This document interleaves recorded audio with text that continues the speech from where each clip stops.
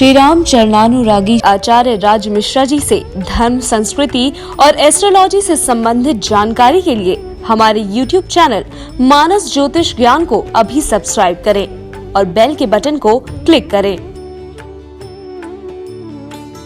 श्री राम, बहुत बहुत स्वागत है आपका आपके अपने YouTube चैनल मानस ज्योतिष ज्ञान में। मैं हूं आपके साथ आचार्य राज मिश्रा। सितंबर 2020 किस प्रकार का रहने वाला है वृश्चिक राशि के जातकों के लिए, उस पर हम आज बात करने के लिए तैयार हुए हैं। सबसे पहले आपके थोड़े से ग्रह कहां कहां पर हैं उसको लेकर के बता देता हूं, उसके बाद हम लोग आगे डिस्कस करते हैं। आपकी राशि स्वामी मंगल खुद अपने से छठे भाव यानी मेष राशि के अंतर्गत गोचर करेंगे। उसके साथ सूर्य दशम भाव में स्वग्रही होकर के गोचर करेंगे।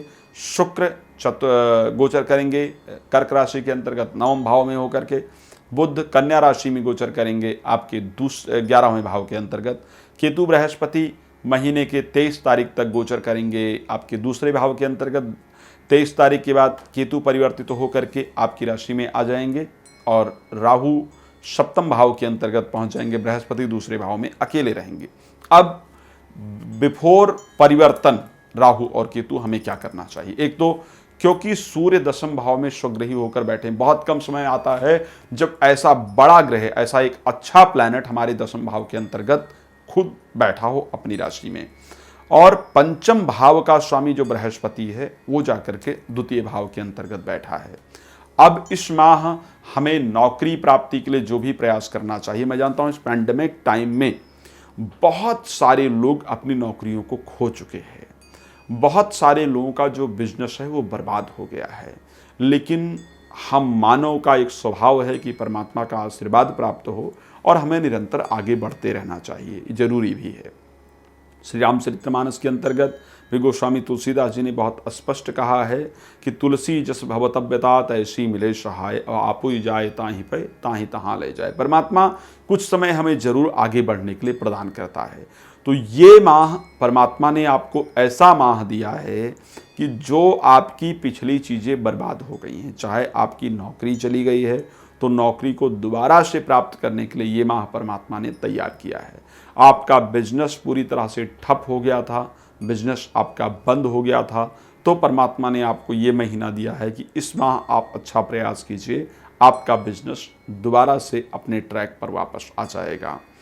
यदि कोई कार्य आप कर रहे हैं, कोई फैक्ट्री इत्यादि किसी चीज़ की मैन्युफैक्चरिंग है, तो इस माह आपको बड़े बड़े ऑर्डर प्राप्त होने वाले हैं।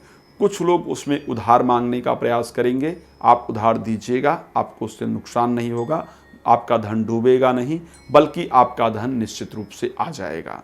राजनैतिक क्षेत्र के लोग अगर हैं आप, तो राजनैतिक क्षेत्र में अपने से बड़ों के साथ संबंध को बेहतर बनाने के लिए ये माह सबसे बेहतरीन है।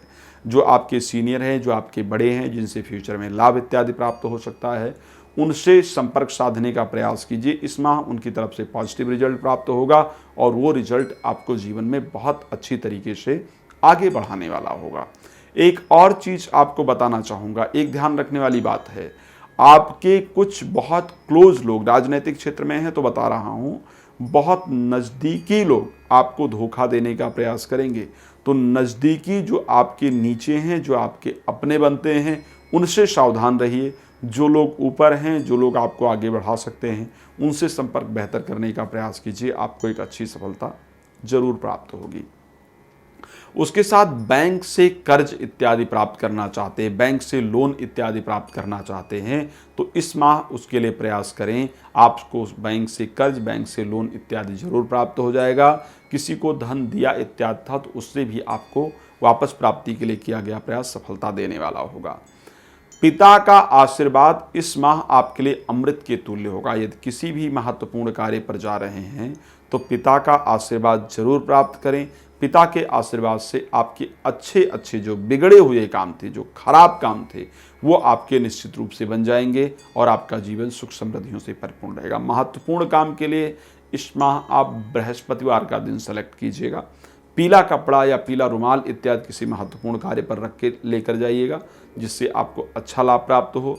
भगवान राम का आशीर्वाद आप पर बना रहे। मैं एक सूचना आप सबको देना चाहता हूं, जैसा कि हर वर्ष मैं पितृदोष निवारण पूजन और यज्ञ का आयोजन करता हूं, इस माह भी हम उसको करने जा रहे हैं, हर वर्ष की भांति ही। अगर आप अपने पितरों का शांति कराना चाहते हैं, पितृदोष निवारण कराना चाहते हैं, यज्ञ पूजन कराना चाहते हैं अपने पितरों के लिए, पितरों का आशीर्वाद प्राप्त करना चाहते हैं, तो संस्था में कॉल कर लीजिए, अपना डिटेल पूरी तरह से नोट करा दीजिए।